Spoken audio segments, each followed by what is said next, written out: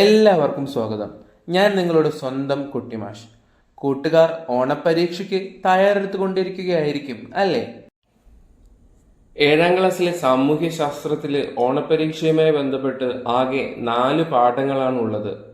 ഒന്നാമത്തെ പാഠം medieval of India, രണ്ടാമത്തെ പാഠം മെഡീവൽ ഇന്ത്യ കൾച്ചറൽ മൂവ്മെന്റ്സ്, മൂന്നാമത്തെ പാഠം constitution path and guiding light, നാലാമത്തെ പാഠം from injustice to justice.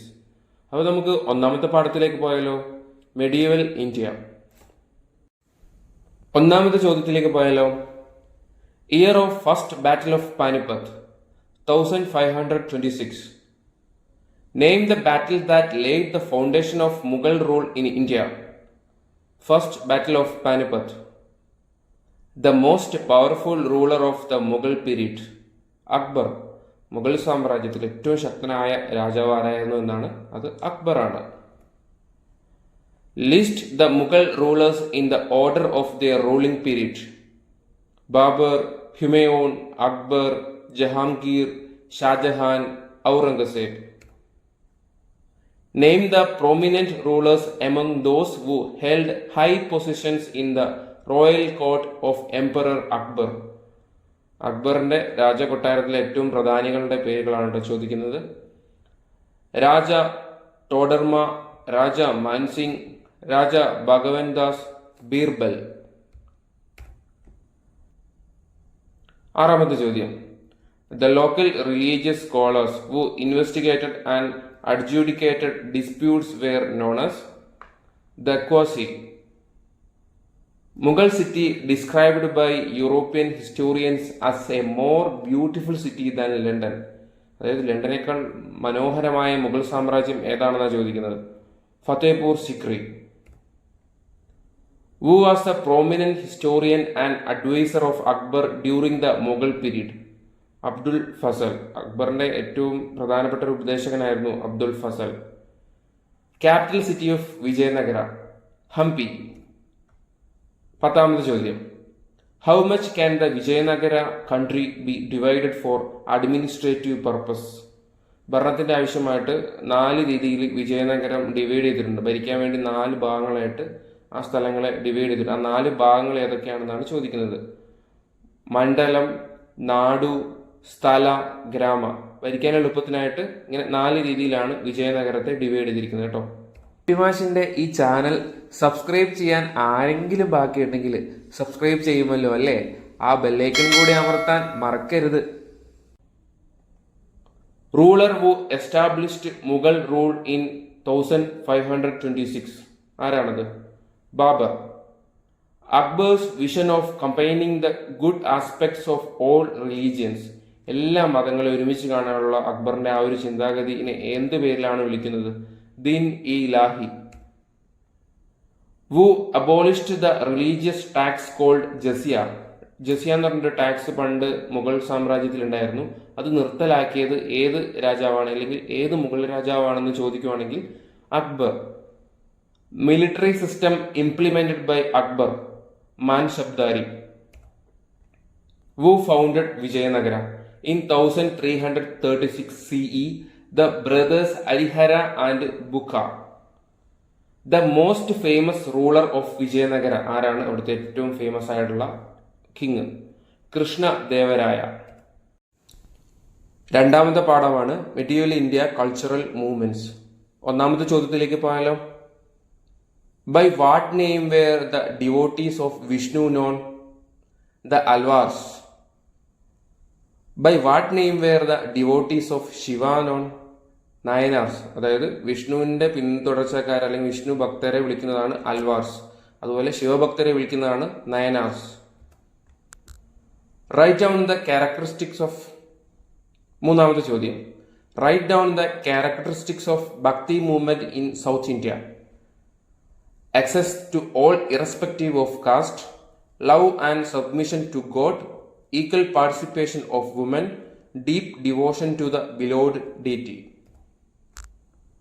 The writings of the Alvars were known as Nalayira Divya Prabandham. Who is the author of Tirumuraigal? Nayanars. What was the status of woman in medieval times? വുമന്റെ അവസ്ഥ, സ്ത്രീകളുടെ അവസ്ഥ അന്ന് എങ്ങനെയായിരുന്നു? Woman were less respected and recognised in the medieval society.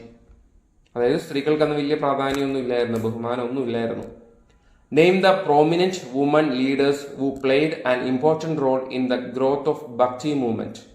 ഭക്തി മൂവ്മെന്റിൽ പ്രധാനപ്പെട്ട റോളൊക്കെ വഹിച്ച സ്ത്രീകൾ ആരൊക്കെയായിരുന്നു എന്നാണ് ചോദ്യം. മീറാബായി, Soyarabai, Bahinabai, Akka Mahadevi, Lal Ded of Kashmir. Who are the Sufis? Those who accepted bhakti as a means to approach God. അവരെയാണ് സൂഫീസ് എന്ന് വിളിക്കുക. സൂഫി മാസ്റ്റേഴ്സ് ആർ നോൺ ആസ് പീർ, ഷെയ്ഖ് എന്നും വിളിക്കാറുണ്ട് കേട്ടോ. Whose ideas paved the way for the formation of Sikhism? Guru Nanak. Holy Book of Sikhism, ആദി ഗ്രന്ഥ്. 12ാമത്തെ ചോദ്യം. The residence of Sufis are known khanqahs. ഖാൻഗാഹുകൾ എന്നൊക്കെ പറയാറുണ്ട്. Sufi sects are known as silsilas. Bhakti movement become popular in which state? Tamil Nadu. Name a discussion forum founded by Basavanna. Anubhava Mandapam. Social സയൻസിലെ 3ാമത്തെ പാഠമാണ് constitutions, path and guiding light. നമുക്ക് 1ാമത്തെ ചോദ്യത്തിലേക്ക് പോയാലോ? When did the Indian National Congress come into being? 1885. Name the first mass movement against British rule. First War of Independence in 1857. Constitution of India came into force on 26 January 1950. Cabinet mission visited India in the year 1946. What is universal adult franchise? The right to vote to all who have attained a particular age. What is the basic element of a nation? Constitution. Framing period of the Indian Constitution: 2 years, 11 months, 17 days. In which year the Constitution was adopted and signed? 26 November 1949. What is meant by single citizenship? There is only one citizenship in the country. അതായത് ഒരു പൗരന് ഒരു സിറ്റിസൺഷിപ്പേ കിട്ടുള്ളൂ. വേറെ ഏതെങ്കിലും രാജ്യത്ത് പോയി citizenship എടുക്കുകയാണെങ്കിൽ ഇന്ത്യയുടെ സിറ്റിസൺഷിപ്പ് നഷ്ടപ്പെടും. There is no citizenship for states. അതായത് സംസ്ഥാനങ്ങൾക്ക് പ്രത്യേകമായിട്ട് രാജ്യ പദവിയോ അങ്ങനെയൊന്നുമില്ല. 10ാമത്തെ ചോദ്യം. The Right to Education Act was enacted on August 4, 2009. What is the objective of Right to Education Act? Ensures free and compulsory education to all children between the ages of 6 and 14 years. What ideas did Gandhiji wish to have in the Constitution of India? Sovereignty, equality, fraternity, brotherhood, gender justice, secularism. What are the peculiar features of our Constitution? Parliamentary democracy, popular sovereignty, fundamental rights, fundamental duties, rule of law, universal adult suffrage, directive principles, federalism, independent and impartial judiciary, single citizenship. 14ാമത്തെ ചോദ്യം. The elected chairman of the Constitution of India is Dr. Rajendra Prasad. Who is the chairman of the drafting committee? Dr. B.R. Ambedkar. Name the laws related to children's right. കുട്ടികളുടെ അവകാശങ്ങൾക്ക് വേണ്ടി ഉണ്ടായിരിക്കുന്ന നിയമങ്ങൾ ഏതൊക്കെ? Child labour prohibition act, juvenile justice act, right to education act. Features of the Government of India Act. Bicameral legislature at the center, bicameral legislature in 6 provinces, 321 section and term schedules, special constituencies for weaker sections, women and workers, power divided between the center and the provinces. First meeting of Constituent Assembly was on 9 December 1946. Officers handling POSCO cases are known as child welfare police officer. നാലാമത്തെ പാഠമാണ് from injustice to justice. ഒന്നാമത്തെ ചോദ്യത്തിലേക്ക് പോയാലോ. What is injustice? Injustice refers to the practice of exclusion of individuals from the mainstream of society, denial of opportunities, and social discrimination.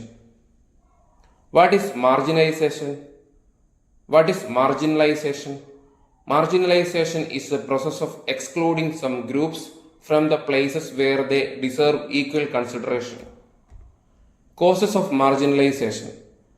Marginalization takes place by the loss of assets caused due to natural disasters such as floods, earthquakes, landslides, sea erosion, and man-made disasters such as wars, accidents, and industrial disasters.